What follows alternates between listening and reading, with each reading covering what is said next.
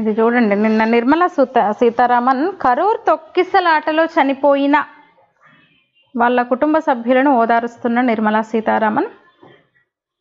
సోమవారం ఇంకో ఆమె చనిపోయింది. నిన్న కరూర్ నిజంగా ఒక జరగకూడని విషాదం. అసలు చిన్న పిల్లలు, పిల్లలు కూడా వెళ్ళారు.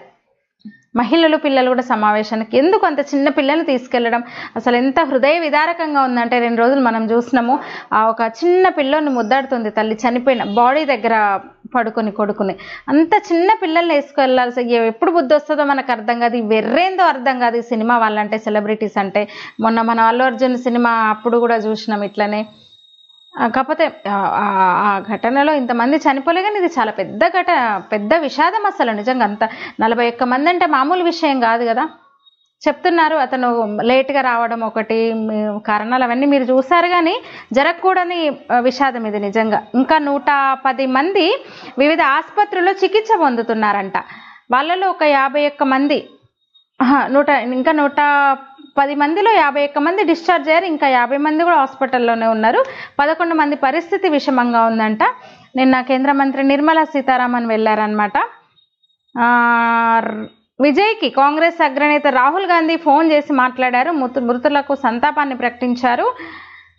స్టాలిన్కు రాహుల్ ఫోన్ చేశారు. ఓకే, చైనా, శ్రీలంక ఇలా ఇక్కడ నుంచి కూడా సంతాపం అంట మృతుల కుటుంబాలకు, క్షతగాత్రులకు.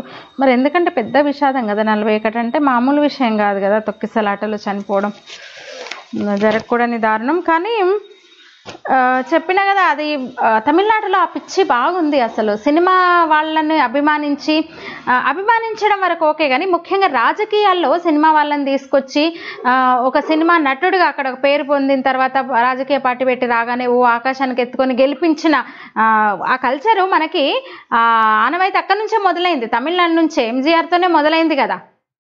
నార్త్లో ఇంత ఉండదు. ఇంత సినిమా ప్రభావం, ఇంత పార్టీలు పెట్టి అధికారంలోకి వచ్చిన సందర్భంలో. ఇప్పుడు కరుణానిధి సినిమా ఇండస్ట్రీ నుంచి వచ్చినవాడు, ఎంజీఆర్, ఎన్టీఆర్, తర్వాత చిరంజీవి పార్టీ పెట్టాడు. తర్వాత ఇప్పుడు పవన్ కళ్యాణ్ డిప్యూటీ సీఎం, ఏకంగా సినిమా నటుడే. కానీ సరే అభిమానించడం వరకు ఓకే, వాళ్ళ అర్హతలు కూడా చూడాలి. సినిమా నటుడిగా అర్హత వేరు. సరే చేస్తారు, నిజంగా వాళ్ళకు చిత్తశుద్ధి ఉంది అంటే ఎన్టీఆర్ నిజంగా నిరూపించుకున్నారు. ఆయన అసలు ఒక సంచలన నిర్ణయాలు తీసుకున్నారు వచ్చిన తర్వాత. కొన్ని ఇప్పుడు 2 రూపాయల కిలో బియ్యము అట్లాంటివి కొన్ని వెనుకబడిన ప్రాంతాలకు ఏదో చేశారు. కానీ ఇంత వెర్రిగా ఎగబడ్డము, పార్టీ అనౌన్స్ చేయగానే, మీటింగ్ ఉంది అనగానే ఇంత ఎగబడ్డము, సినిమా నటులు కాబట్టి అంత ఎగబడ్డం అనేది దారుణము. అయితే అల్లు అర్జున్ ఇన్సిడెంట్ వేరు, అది పూర్తిగా మూవీ దీనికి సంబంధించి. ఇదేమో పొలిటికల్ లీడర్గా విజయ్ వెంటబడ్డారనమాట. తమిళనాడులో నిజంగానే కొంచెం వాళ్ళ అన్నిట్లో వెర్రే ఉంటుంది. తమిళనాడులో వాళ్ళు ప్రతిదీ దాంట్లో కొంచెం ఒక రవ్వంత ఎక్కువ ఉంటారు అనమాట. ప్రతిదీ అగ్రెసివ్గా ఉంటారు.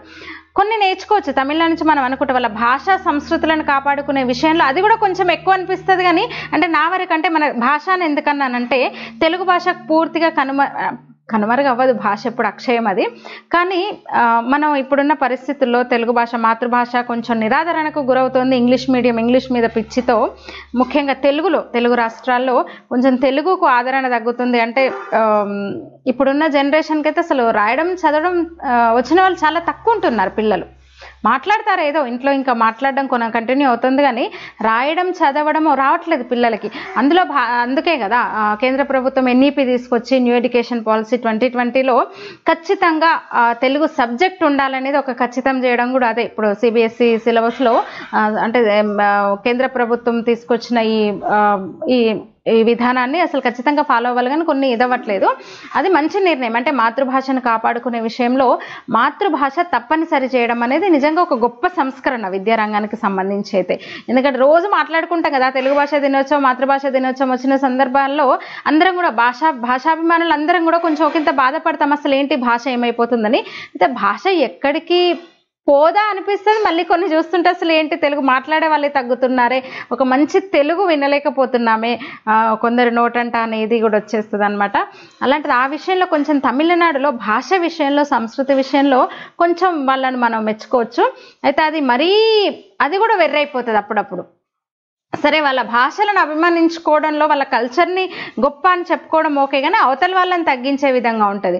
మొన్న ఒక ఇష్యూ ఉగాది రోజు అనుకుంటా, ఉగాది కాదు సారీ ఎస్, కర్ణాటకకు సంబంధించి కర్ణాటక నూతన సంవత్సరాది సందర్భంగా స్టాలిన్ ఒక ట్వీట్ చేశాడు. కన్నడ కూడా ద్రవిడ పార్టీ అయిన కన్నడిగులకు, కన్నడం కూడా ద్రవిడనే, వీళ్లకు శుభాకాంక్షలు, నూతన సంవత్సర శుభాకాంక్షలు అని పెడితే చాలా అభ్యంతరం వ్యక్తం చేశారు. అసలు మా ద్రవిడ పార్టీ కాదు, మీరు చెప్పుకోండి, ద్రవిడ పార్టీ ఒక తమిళే, మమ్మల్ని ఎందుకు కలిపేస్తారు అని. అంటే తమిళనాడులో వాళ్ళను కాపాడుకోవడంలో భాగంగా, వాళ్ళ కల్చర్ను, వాళ్ళ భాషని, వాళ్ళవి కాపాడుకోవడంలో భాగంగా ఇతర ప్రాంతాల మీద, ఇతర భాషల మీద, ఇతర సంస్కృతుల మీద, ముఖ్యంగా భాష విషయంలో, కల్చర్ విషయంలో ఒక ఆధిపత్య ధోరణి అయితే తమిళంలో కనిపిస్తుంది. అది పక్క నుంచి ఇతర పొరుగు రాష్ట్రాల నుంచి అభ్యంతరం అయితే వ్యక్తమవుతుంది. మేము ద్రవిడ అంటే గొప్ప, ద్రవిడ అంటే ఇదంతా అని కలిపేసే ప్రయత్నం చేస్తున్నారు. అసలు ద్రవిడ ఉద్యమం మొదలైందే అక్కడ కదా. అయితే ఇప్పుడు ఈ మధ్య మనం చూస్తే ఆ నార్త్ సౌత్ విభేదాలు మళ్ళీ సృష్టిస్తోంది కూడా అక్కడి నుంచే. వాళ్ళు ద్రవిడ అంటూ నార్త్ సౌత్ ఒక దేశాన్ని విడదీసే స్టేట్మెంట్లు ఇవ్వడము, ఏకంగా సనాతన ధర్మాన్ని నిర్మూలిస్తా అన్నాడు. అది మాత్రమే కాకుండా ప్రాంతాల మధ్య విభజించే ఇది మాత్రమే కాకుండా డిఎంకేలో ఇప్పుడు సనాతన ధర్మాన్ని నిర్మూలిస్తా అన్నవాడు ఇప్పుడు డిప్యూటీ సీఎం అనమాట. అది ఇది వెర్రి కాకపోతే ఏమంటాం చెప్పండి. మహిళలు పిల్లల్ని కూడా వేసుకొని అంత అవసరం ఏమొచ్చింది? అంత పిల్లల్ని కూడా వేసుకొని, పెద్దవాళ్ళు పిల్లలు కూడా చూసుకోవాలి కదా ఎట్లా ఉంటుంది పరిస్థితి అని ఊహించలేరు. ఆ మాత్రం పిచ్చి వెర్రి ఉన్నది ఓకే.